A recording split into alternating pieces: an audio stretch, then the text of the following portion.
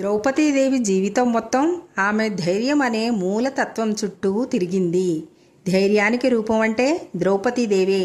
పుట్టుకే అసాధారణం. పాంచాలరాజు ద్రుపదుడు మహర్షి ద్రోణాచార్యుడిపై ప్రతీకారం తీర్చుకోవాలనుకున్నాడు. అతడు చేసిన యాగంలో అగ్నికుండం నుండి పుట్టిన ఇద్దరు అద్భుత శిశువులు. దుష్టద్యుమ్నుడు ద్రోణుణ్ణి సంహరించేవాడు. ద్రౌపది అలౌకిక సౌందర్యంతో కూడిన శక్తి స్వరూపిణి. ద్రౌపదీదేవి భూమిపై నడిచిన అగ్ని. ఆమెలో శాంతం కన్నా శక్తి ఎక్కువ. భయపడే వనిత కాదు, భయాన్ని ఎదుర్కొనే దేవత. వివాహము ధర్మానికి ప్రారంభం. ద్రౌపదీదేవి స్వయంవరం బాణాన్ని లక్ష్యంపై పెట్టగలిగిన వాడే ఆమెను గెలుచుకుంటాడు. కర్ణుడు ముందుకు వచ్చాడు, కానీ ఆమె కర్ణుడిని క్షత్రియుడిగా అంగీకరించలేదు. అక్కడే మొదలైంది ఆమె ధైర్యానికి తొలి మెట్టు. అది ఆమె వెనకడుగు వేయలేదు. తరువాత విజయశ్రీ పాండవులకు దక్కింది. ఆమె 5గురికి భార్య అయ్యింది. ఇది అన్యాయంగా అనిపించవచ్చు, కానీ ఆమె దానిని ధర్మంగా అంగీకరించింది.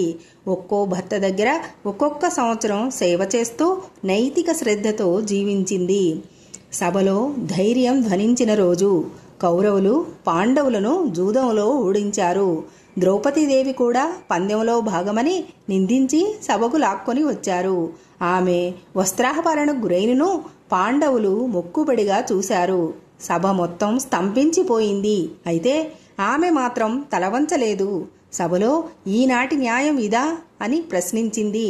ధర్మం ఎక్కడ ఉంది అని ధర్మరాజునే నిలదీసింది. ఇది న్యాయమా, ఇది రాజధర్మమా అని రాజులను తిట్టింది. చివరికి చేతులు ఎత్తింది, కానీ ఓటమితో కాదు, భక్తితో. హే కృష్ణ అని హృదయాన్ని బిగుబట్టి పిలిచింది. ఆమె శరణాగతి నిస్సహాయత కాదు, అది ధైర్యానికి పరాకాష్ట.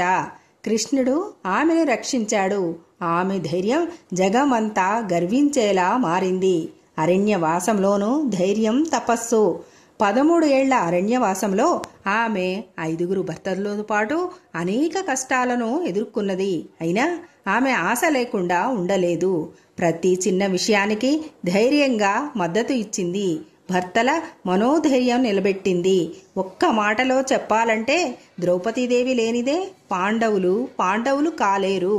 యుద్ధం ధర్మానికే యుద్ధం. ద్రౌపదీదేవి తన కుమారుల మరణాన్ని చూసినా ఆమె విలపించలేదు. ఆమె గుండె పగిలింది కానీ కదలలేదు. ఆమె కుంగిపోయింది కానీ పడిపోలేదు.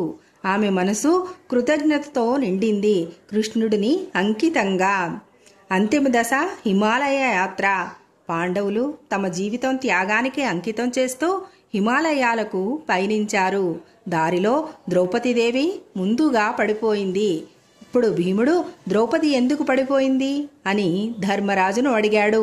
అప్పుడు ధర్మరాజు ఆమె 5గురిలో అర్జునుడిని ఎక్కువగా ప్రేమించింది, కానీ ఎప్పుడూ తలవంచలేదు. ఆమె ధైర్యవంతురాలు, ఆమెను దేవతలు స్వాగతిస్తారు అని అన్నాడు. ధైర్యం చిరునామా అంటే ద్రౌపదీదేవినే. ద్రౌపదీదేవి పేరు నాటి నుండి నేటి దాకా ఒక గుర్తుగా ఉన్నది. స్త్రీ ధైర్యానికి, ధర్మనిష్టకు, శరణాగతి భక్తికి, ప్రశ్నించగల బుద్ధికి. మొత్తంగా చెప్పాలి అంటే ద్రౌపదీదేవి ఒక మనిషి కాదు, ఒక శక్తి.